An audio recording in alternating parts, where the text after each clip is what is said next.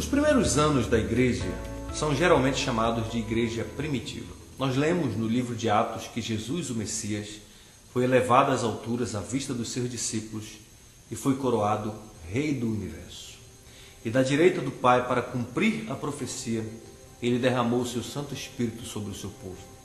Por isso, os primeiros cristãos, supervisionados pelos apóstolos e pautados na doutrina dos apóstolos, lutaram pela expansão do reino de Deus, pela pureza da igreja e pela fiel pregação da palavra de Deus, de tal maneira que o evangelho se espalhou pelo mundo e conquistou todo o Império Romano.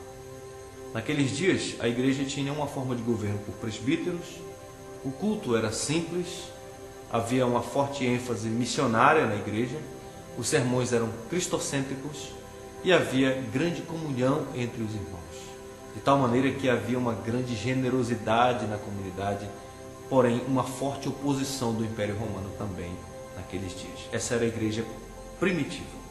O período chamado geralmente de medieval foi um período de grande expansão do cristianismo, período de grande desenvolvimento da cultura cristã e de formação da cristandade. Mas a cristandade não era perfeita e aos poucos a igreja foi então se afastando do ideal apostólico, da fé apostólica. Mesmo com grandes conquistas culturais por parte da igreja, por volta do final da Idade Média, a igreja já estava fora dos padrões da igreja primitiva. Dos vários erros que surgiram na igreja, nós podemos citar, por exemplo, o surgimento do papado, a doutrina do purgatório, o culto aos santos, o culto a Maria, as peregrinações a lugares sagrados, a compra e venda de cargos eclesiásticos, a venda de indulgências também. Foi na Idade Média que surgiu o islamismo, as cruzadas, o grande cisma do Oriente e do Ocidente, o declínio moral, espiritual e imperial da igreja. Do ponto de vista moral, litúrgico e doutrinário, a igreja de fato estava longe do padrão apostólico. Foi o período medieval. Foi nesse ambiente de apostasia da igreja que apareceram alguns movimentos de reforma para trazer o povo de volta à teologia da igreja primitiva. Deus então levantou alguns homens que foram fundamentais nesse processo de reconstrução. John Wycliffe, John Hus, Jerônimo Savonarola, os pré-reformadores. Posteriormente vieram os reformadores, Lutero, Zwinglio, Calvino, John Knox. Esses homens certamente batalharam por uma igreja mais apostólica. O resultado foi um grande avivamento, uma profunda volta ao evangelho apostólico, volta essa que ficou conhecida como Reforma Protestante. A data que marca esse movimento é 31 de outubro de 1517, que foi o dia em que Lutero afixou as suas 95 teses na porta da Catedral de Wittenberg.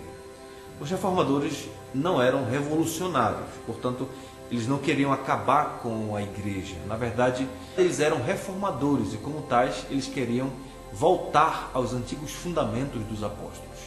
Por isso, eles se opuseram às indulgências, ao poder do Papa, defenderam a justificação somente pela fé, propuseram uma reforma moral da igreja, gritaram por um culto simples, devolveram a Bíblia ao povo, ensinaram o sacerdócio universal dos crentes e se opuseram firmemente à ideia de que a tradição da igreja e a Bíblia têm a mesma autoridade. Isso foi a reforma, uma volta séria aos padrões apostólicos, à Escritura Sagrada.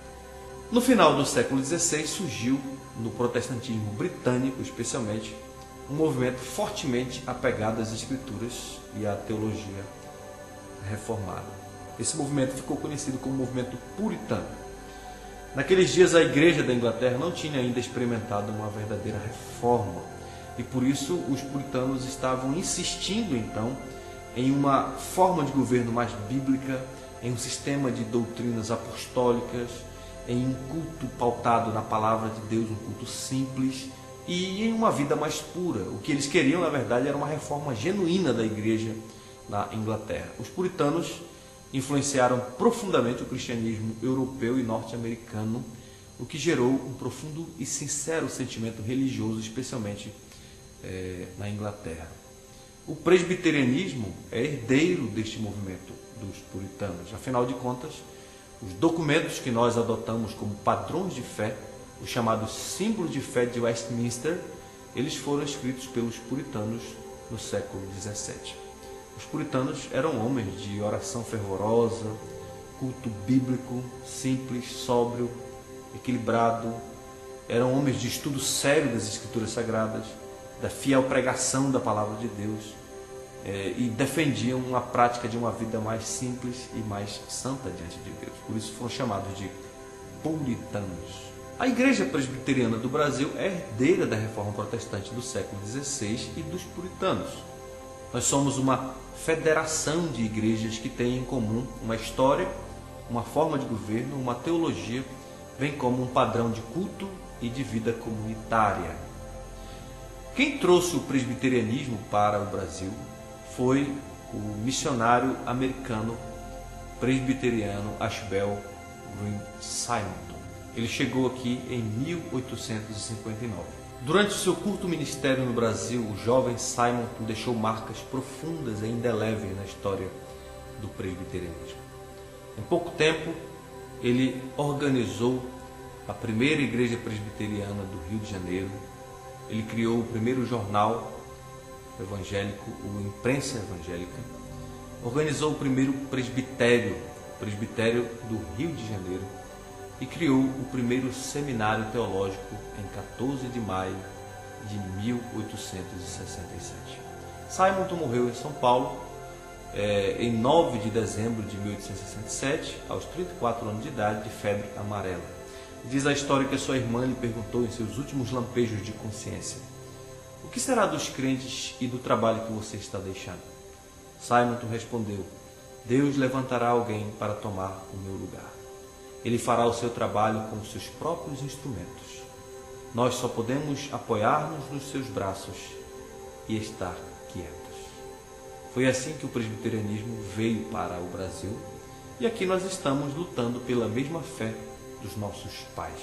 Assim como os apóstolos, nós cremos na soberania absoluta do Deus vivo e verdadeiro revelado na Bíblia.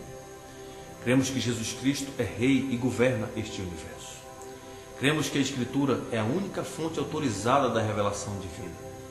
Estamos comprometidos com a expansão do reino de Deus, por isso nós temos um compromisso com a evangelização dos não convertidos. Mas nós não estamos dispostos a negociar o conteúdo do Evangelho em detrimento do rápido crescimento da Igreja do Senhor. Nós rejeitamos a teologia da prosperidade e tudo o que substitui a fiel pregação por métodos mais atrativos. Pregamos a Cristo, poder de Deus e sabedoria de Deus, como diz Paulo, porque nós entendemos que somente por meio de Cristo o pecador pode voltar-se para o Deus vivo e se converter dos seus maus caminhos. Enfim, nós somos reformados e no dia 31 de outubro comemoramos 500 anos de Reforma Protestante. Somos reformados e estamos comprometidos com o Evangelho dos reformadores e dos apóstolos. Se você também está interessado nesse mesmo Evangelho, saiba que nossas portas estarão sempre abertas para receber você. Que Deus te abençoe.